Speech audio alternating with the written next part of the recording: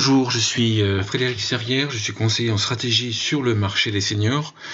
Alors si vous développez un produit ou un service que vous souhaitez commercialiser aux hôpitaux ou aux EHPAD, notamment un service pour les résidents seniors et les patients seniors, alors ce baromètre, en tout cas les résultats de ce baromètre peuvent vous aider à mieux présenter votre produit, votre service, mais également à mieux le concevoir. En effet, nous avons réalisé ce baromètre en collaboration avec le Silver Show. Le Silver Show a eu lieu, c'est la 10e édition qui a eu lieu le 2 octobre 2018. C'est un grand événement qui regroupe la plupart des acteurs importants de la Silver Economy. Cette année, c'était des échanges business pendant l'après-midi et le soir, c'était la fameuse remise des prix sur les meilleures innovations, services et produits sur la Silver Economy. Donc dans ce baromètre, nous avons interviewé des EHPAD, des résidences seniors, des résidences autonomie, des hôpitaux pour savoir comment ces acheteurs faisaient pour sélectionner, pour tester les innovations, pour les sélectionner, notamment les innovations sur la Silver Economy. Alors je vous disais, la méthodologie, nous avons interviewé 31 personnes qui sont soit des responsables d'achat, soit des directeurs généraux, dans les EHPAD, aussi bien des EHPAD indépendants que dans des groupes. Environ 20% des EHPAD sont dans des groupes, notamment privés, mais pas que. Sur des résidences seniors, résidences autonomie, des hôpitaux, des groupes de services à la personne. Ça a été réalisé en deux temps, une fois en juillet et une fois en septembre 2018, et par les consultants de Global Aging Consulting. Donc, j'aime bien dire que lorsque nous réalisons une étude, il y a toujours une méthodologie qui est employée, il y a toujours des forces et des faiblesses et des limites quant à l'emploi d'une méthodologie, et dans ce cas-là, la faiblesse, en tout cas la limite, plutôt je dirais la limite de l'étude que nous avons réalisée, c'est que c'est bien sûr du qualitatif, et on a interviewé bien sûr par définition les gens, les responsables qui voulaient être interviewés. Donc c'est pas forcément une cartographie, une vision de l'ensemble des personnes, en tout cas pas celles qui ne voulaient pas être interviewées, mais en tout cas c'est des tendances, c'est des idées des 31 personnes qui ont accepté d'être interviewées. 31 personnes étant suffisant, à mon sens, pour obtenir des résultats qualitatifs. Le Global Aging Consulting, qu'est-ce que c'est? C'est un réseau d'agences de conseil et d'études, conseil en stratégie d'études sur le marché senior que nous avons développé il y a de très nombreuses années. Nous avons ce réseau regroupe à la fois nos propres agences en bleu, il manque un point bleu à New York, donc on parcourt, en tout cas on est présent une partie des États-Unis en propre, en Grande-Bretagne, Allemagne où on est basé, en France, au Japon, bien sûr on a un réseau issu de la France, mais maintenant le centre est à Berlin, et ensuite avec d'autres experts, d'autres agences spécialisées sur le marché des seniors, on est présent dans la plupart des pays développés. Et donc, on assiste les entreprises à développer des produits et des services, à commercialiser des produits et des services, à trouver des partenariats, bref, de la stratégie sur le marché senior, à la fois sur le marché des seniors, donc la consommation courante, plus ou moins spécialisée des plus de 60 ans, mais aussi à la fois sur la Silver Economy. Silver Economy en France est quand même positionné sur le bien vieillir, sur les dépendances, sur le maintien à domicile, sur les établissements. Bref, la Silver Economy est une part du marché des seniors qui, lui, est beaucoup plus large, à mon sens. Donc, on les a interviewés sur le processus type d'achat. Il y a plusieurs catégories, en tout cas, il y a plusieurs façons de voir les choses, mais voilà, je vous en propose une. Il y a les achats de produits et de services courants, des éléments qui sont connus. Ça peut être l'alimentation, ça peut être les couches d'incontinence, ça peut être les médicaments par exemple. Les achats de produits de services innovants et qui vont demander plus de réflexion. Donc ça c'est tout ce qui est innovation sur la Silver Economy. C'est peut-être le cas si vous m'entendez, vous avez peut-être développé un produit spécifique sur la Silver Economy. Et donc ces produits demandent plus de réflexion aux acheteurs parce que c'est des produits qui sont nouveaux, plus d'analyse, on le verra après parce que beaucoup de produits et services n'ont pas été testés en grandeur réelle, et la plupart du temps, des tests et expérimentations sont nécessaires. Ensuite, bien sûr, il y a les produits de services plus ou moins onéreux, c'est pas tout à fait la même démarche au niveau des achats. Et ensuite, vous avez des produits et des services qui ne peuvent pas être commercialisés n'importe quand dans un hôpital ou dans une résidence senior, mais qui peuvent être installés uniquement lors d'une réhabilitation, lors d'une rénovation ou alors lors de la construction, bien sûr. Alors ça fait penser par exemple à cette société luxembourgeoise qui propose un système qui s'appelle Floor Motion, qui est un système de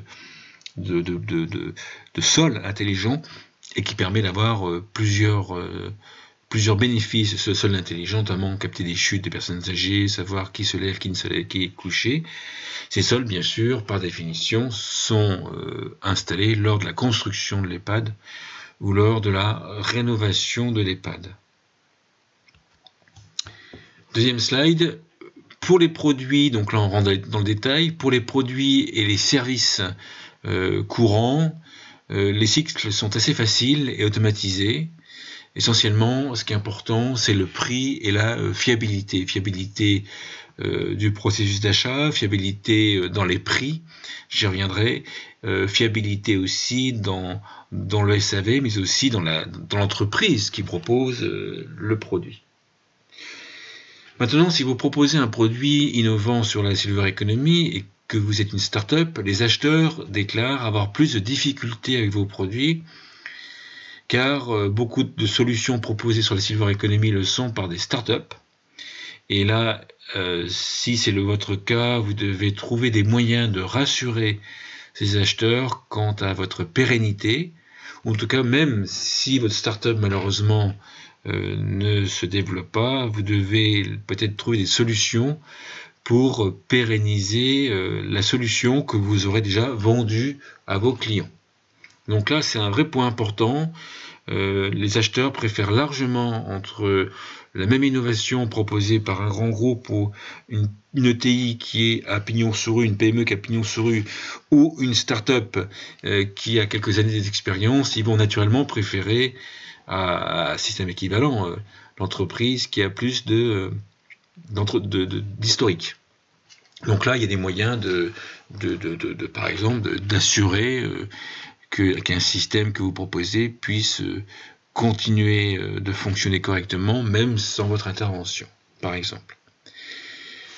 Le deuxième point qu'il regrette par rapport à ces innovations, c'est que beaucoup n'ont pas été testés en grandeur réelle. Donc beaucoup d'innovations ont été testées avec des seniors, peut-être des fois co-créées avec les seniors, mais n'ont pas été testées en grandeur réelle dans les hôpitaux, dans les EHPAD. Alors effectivement, si vous commencez, il faut bien un premier pilote. Mais bien souvent, ils disent, voilà, ces solutions-là sont déjà très partielles, mais n'ont pas été testées en grandeur réelle, donc on n'arrive pas à faire notre avis dessus, et on est obligé de trouver des budgets pour faire ces tests. Troisième point qu'il explique, c'est que les bénéfices des innovations sur la Silver Economy sont très souvent segmentés et ne répondent qu'à une petite partie des besoins. En fait, c'est des bénéfices partiels. Au lieu de répondre à une problématique qui est généraliste, ces solutions vont répondre que très partiellement à la problématique. Donc ça, c'est un vrai problème, et beaucoup vont refuser ces innovations qui ne répondent pas à l'ensemble de problématiques. Donc ça demande plus de temps pour valider et souvent pour tester ces innovations. Plus de temps, plus de budget, plus d'installation, plus de suivi. Et donc, si vous développez un produit, une innovation, vous avez tout intérêt, on le verra après, à le co-créer vraiment avec vos clients, de façon à ce que les tests soient faits très en amont, de façon bien sûr à ce que votre produit réponde vraiment aux besoins, mais aussi ensuite après à proposer, à présenter votre produit, votre innovation, suivant un référentiel et des données qui parlent aux acheteurs, qui parlent aux décideurs des hôpitaux. Je le disais, certains achats nécessitent d'être réalisés lors de la construction de l'établissement ou lors de la réhabilitation, rénovation des établissements. Et donc, si vous développez une solution qui est lourde d'installation et qui rentre dans ce cas de figure-là, bien sûr, votre marché n'est pas les 7000 EHPAD, par exemple, ou n'est pas les 400 résidences seniors. Non, votre marché réel, il est sur les nouvelles constructions de résidences seniors et essentiellement sur la rénovation des EHPAD, puisqu'il se construit peu d'EHPAD à l'heure actuelle. Et par contre, les résidences seniors sont pratiquement toutes assez récentes. Autre question qu'on leur a posée, c'est quels sont vos principaux critères d'achat, vous acheteurs de ces établissements en question. Donc là, ça se sépare vraiment en deux catégories, donc on peut les appeler comme on veut, mais en tout cas, voilà comment nous, on le perçoit avec les interviews que nous avons réalisées. Pour les interviews importants et sur le long terme, après des déconvenus sur la silver economy, effectivement, beaucoup d'acheteurs disent nous recevons beaucoup. Donc ce qu'il faut d'abord imaginer, je ne l'ai pas dit, c'est que les acheteurs, ou même pas les responsables des EHPAD, les responsables des résidences seniors, autonomie ou des hôpitaux, sont très très souvent sollicités par des startups, par des commerciaux, par des développeurs de nouvelles solutions. Ça n'arrête jamais. Et là, en fait, il y a eu une euphorie en 2013, 2014, 2015 avec des innovations, des entrepreneurs qui promettaient quelque part la Lune et qui effectivement se sont un peu plantés et ont également planté quelque part leurs partenaires EHPAD, résidences seniors et hôpitaux. Donc maintenant, les acheteurs font attention à la solidité du fournisseur. Voilà, donc vous devez trouver, si c'est une start-up, des moyens pour garantir votre solidité. Ensuite, ils vont regarder tout de suite le réel bénéfice des solutions. Et là, il faut faire attention car il y a de plus en plus de conseillers, il y a de plus en plus d'acheteurs qui savent très bien détecter les vraies et les fausses innovations et qui savent très bien détecter vos failles. Donc ça ne sert à rien de faire un pitch en cachant la moitié des soucis. De toute façon, au bout d'un moment, effectivement, ces acheteurs et ces professionnels vont poser les questions, et d'ailleurs, ça se passe très rapidement. Ensuite, il y a le prix et la réduction de coûts prouvés. Donc là, c'est très important. On le sait tous, en fait, les budgets des financeurs, les budgets des EHPAD, les budgets des hôpitaux sont très contraints. Donc, si vous développez l'innovation en mettant uniquement en avant le bien-être des patients, le bien-être des résidents, le bien-être des locataires, des habitants, pour les résidences autonomie par exemple, sans présenter de coût mais uniquement un surcoût, vous avez toutes les chances qu'effectivement, en conférence, ils vont vous dire qu'ils sont intéressés, mais dans les réalités, ils ne pourront pas acheter votre produit. Vous devez absolument, à mon sens, présenter votre produit suivant une réduction de coûts. La réduction de coûts dans les EHPAD, par exemple, ça se fait sur la réduction de coûts sur le nombre de médicaments que les seniors peuvent prendre, donc ça peut être des logiciels, etc. C'est peut-être la réduction de coûts sur le gâchis alimentaire. Donc il y a beaucoup de gâchis alimentaires dans les EHPAD, donc des logiciels par exemple, des systèmes, des innovations pour mieux gérer les données, les denrées alimentaires, notamment qu'il y a de plus en plus de normes et on s'aperçoit que de plus en plus de cuisiniers ont des difficultés à s'y retrouver.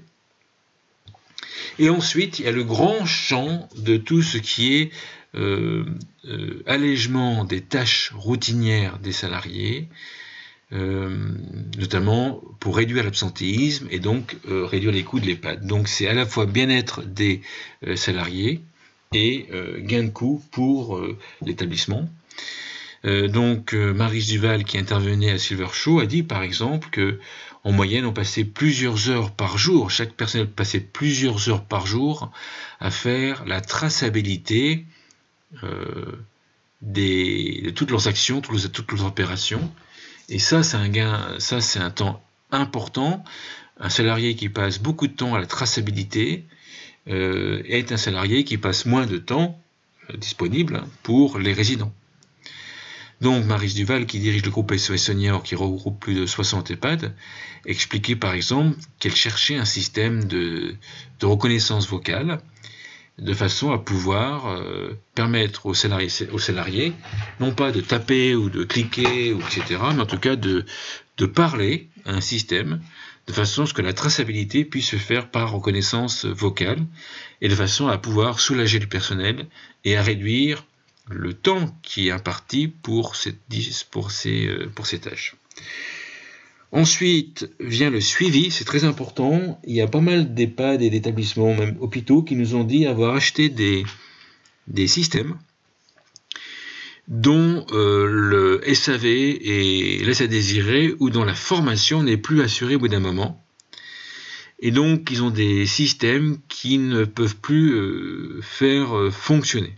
Donc, voilà, donc la formation sur le moyen et long terme est un point très important.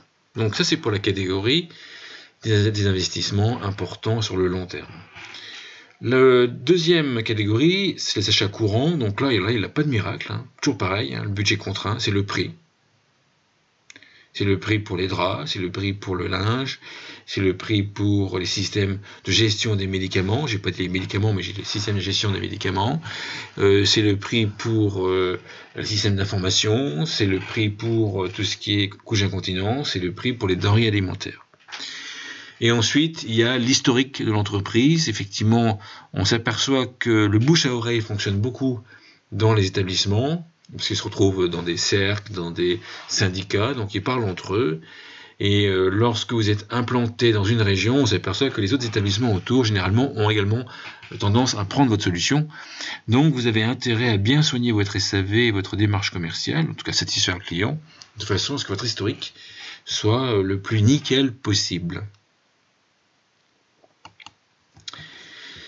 Qui est l'interlocuteur privilégié? Varie-t-il selon le cycle de vente? Alors ça, c'est très variable. Généralement, pour les innovations, donc tout ce qui est courant, tout ce qui est achat courant, donc là, c'est clairement par les centrales d'achat ou c'est clairement par les acheteurs. Donc les grands groupes de résidences seniors ont des acheteurs intégrés. Les EHPAD, les résidences autonomie indépendantes, tout ce qui est indépendant, ils ont des services achats qui ne sont pas intégrés, donc ils ont généralement des centrales d'achat ou en tout cas des groupements d'achat. Si les deux existent. Mais par contre, sur les innovations, généralement, c'est un opérationnel qui détecte un besoin ou qui va sur un salon ou dans des conférences et qui va détecter un besoin, et donc une innovation, en tout cas plutôt qui va détecter une innovation par rapport à un besoin qu'il a, mais ensuite les achats sont très rapidement mis dans la boucle en raison des achats, des budgets qui sont très fortement contraints. Comment se source-t-il? Donc là, ça va vous montrer où vous devez être présent. Dans la plupart des cas, en fonction des sujets, il y a une personne qui est en charge de la veille dans les grands groupes. Donc via les salons, donc il faut être présent dans les salons comme le Silver Economy Expo ou Hôpital Expo par exemple, dans des salons très spécialisés. Il faut être présent dans les conférences de ces salons en question. Il faut être également présent sur Internet, puisqu'en fait il y a des sites d'information qui existent dans les différents secteurs. Sur la Silver Economy, donc vous avez silvereco.fr, vous avez agevillage.com, vous avez le nôtre ageconomie.com, donc ageconomie.com. C'est des sites d'information qui diffusent régulièrement l'information, donc il faut absolument nous envoyer vos communiqués de presse pour que le bouche à oreille se fasse. Il y a des revues spécialisées pour les EHPAD, vous avez le mensuel des maisons de retraite par exemple qui existe, mais vous avez aussi beaucoup de sites d'information qui existent. Donc là aussi, il faut envoyer l'information de façon à ce que les lecteurs puissent être au courant que vos systèmes existent. C'est très important de faire ça et c'est souvent sous-estimé parce que beaucoup se concentrent uniquement sur la phase commerciale et on oublie les relations de presse. On s'aperçoit que lorsqu'on parle avec des acheteurs ou des opérationnels qui ont un besoin très précis, que généralement, ils ont une liste d'entreprises qu'ils vont contacter. Et ces entreprises, il n'y a pas de miracle, sont celles qui ont fait le plus de buzz sur la Silver Economy par exemple. Donc le bouche à oreille est très important. Certaines solutions sont surreprésentées dans les territoires, c'est important, ça je l'ai dit.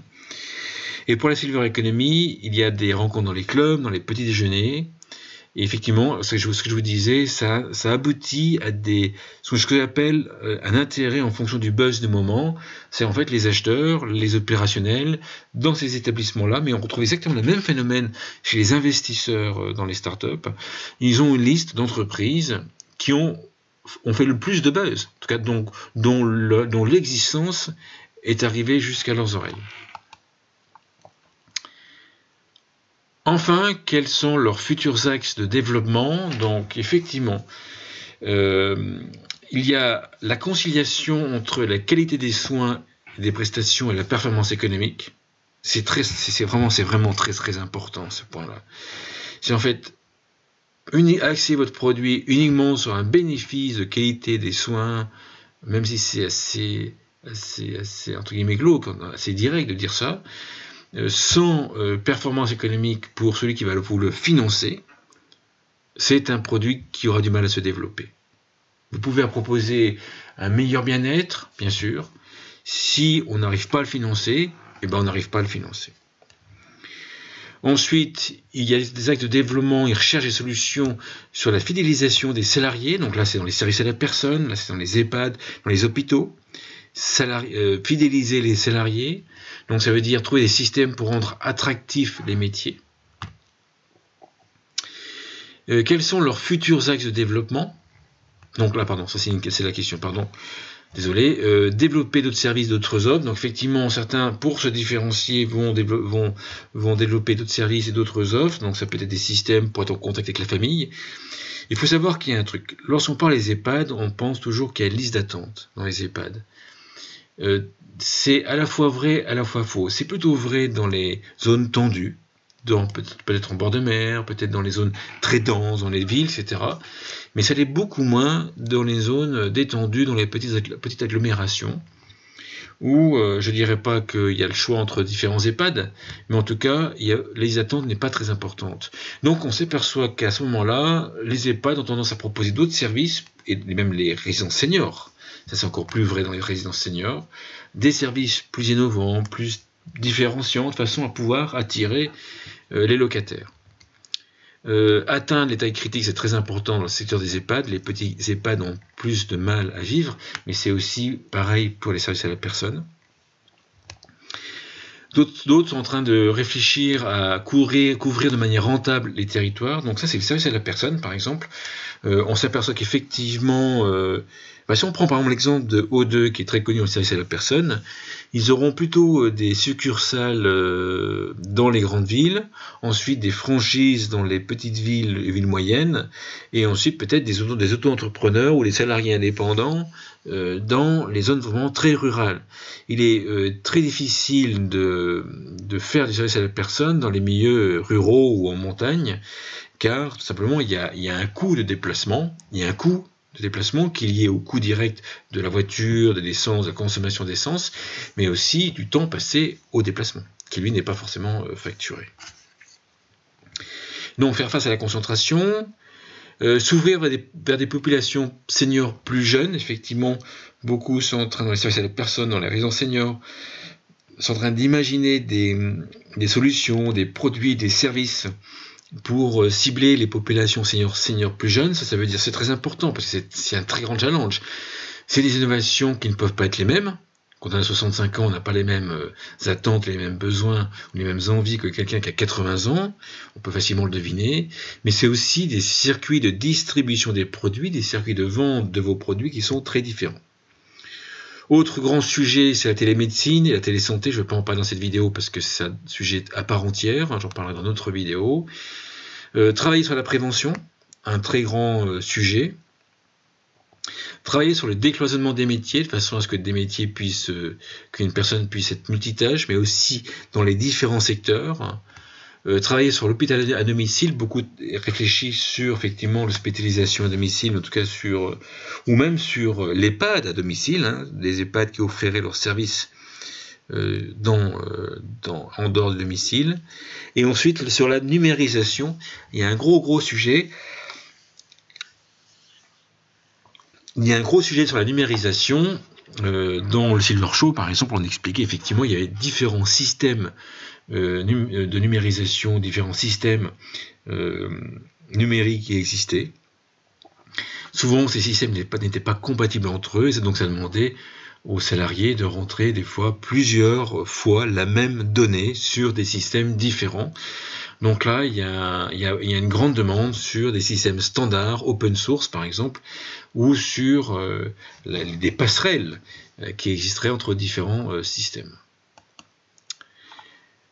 Autre question qu'on leur a posée, c'est quelles recommandations feriez-vous à des créateurs de projets, à des initiatives sur la silver economy? Donc, la première demande, c'est part d'un constat. Dans les EHPAD, par exemple, beaucoup disent que les solutions et les innovations qui leur sont proposées ne répondent pas à leurs besoins. Donc, il est très important d'aller co-créer ou au minimum d'aller interviewer les dirigeants des établissements, les salariés des établissements, en tout cas toutes les personnes impliquées, pour bien voir très en amont si votre produit, si votre idée est cohérente avec leurs besoins, et de façon à pouvoir co-créer ces produits, ces innovations avec eux. Si vous ne faites pas ça, vous serez sur la liste, probablement, des innovations qui sont certes intéressantes, mais qui ne répondent pas aux besoins de leurs salariés. Je prends un exemple. Il existe en France au moins 8 startups, 8 entreprises qui font des vêtements qui sont faciles à enlever et faciles à mettre pour les personnes âgées, et même pour les personnes handicapées. Et la logique, si on les écoute, c'est de proposer ces vêtements dans les EHPAD.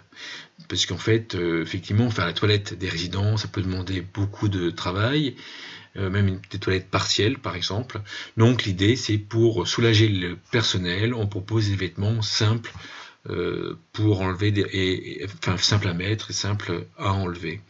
Donc ça c'est cohérent, vous voyez, c'est un truc cohérent, un besoin, une réponse cohérente. Sauf qu'en fait, la plupart des EHPAD ne veulent pas acheter ce type de produit parce qu'ils disent déjà, si on propose, déjà on nous dit que les EHPAD c'est un manque de liberté, donc si en plus nous proposons des vêtements, des uniformes communs à tout le monde, on va nous critiquer, donc ce sera très très mal vu, donc on ne propose pas ça, on en parle aux familles, et c'est les familles qui achètent ces produits ou pas. Ça change tout, parce que au lieu de vendre beaucoup de produits, beaucoup de vêtements, en fait ces startups en vendent assez peu. Deuxième point, c'est que les bénéfices de vos produits doivent être présentés suivant un référentiel qui soit connu par les différentes professions. Un référentiel, c'est des unités, c'est des façons de présenter les choses, c'est des référentiels. Donc là aussi, il faut vraiment voir dès le début, lorsque vous faites un pilote ou lorsque vous co-créez un produit, faites très attention à ce que les résultats de votre pilote, de votre test, soient présentés sur un schéma qui soit compréhensif des autres professionnels. C'est évident, mais beaucoup ne font pas ce système-là.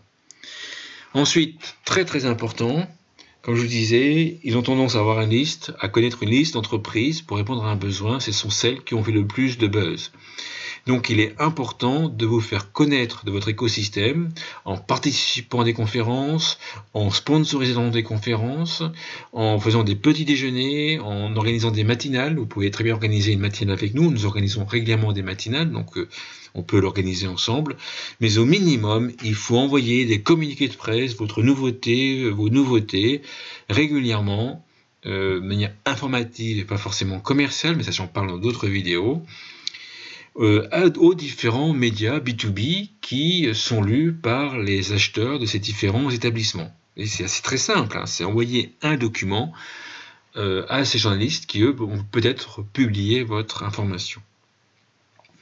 Quatrième point important, j'en ai parlé déjà, c'est penser réduction des coûts. On ne peut pas proposer à l'heure actuelle un produit, même s'il propose un mieux-être aux personnes, s'il expose complètement les coûts de l'établissement en question, qui lui a des budgets qui sont très très contraints. Donc vous devez présenter votre produit de façon à le présenter de façon à ce qu'il réduise les coûts.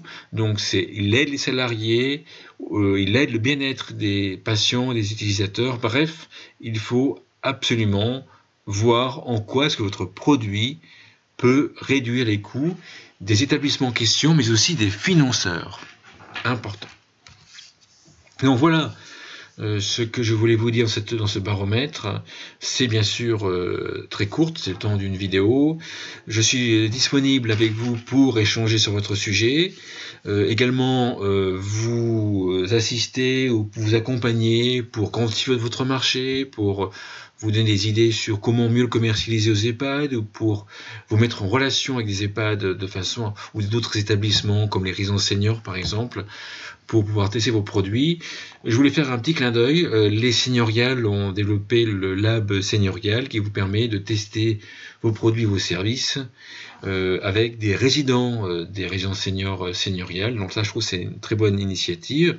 Donc ça, pour moi, c'est cohérent si vous voulez proposer, bien sûr, vos produits aux résidences seniors. Donc il y a les plus et les moins, en tout cas, c'est une belle initiative. Je suis joignable au mail en question, si mon adresse en France est celle-ci. Moi, je suis personnellement basé à Berlin, voilà pourquoi mon assistante est à Berlin. Je vous remercie d'avoir regardé cette vidéo jusqu'au bout. Merci beaucoup.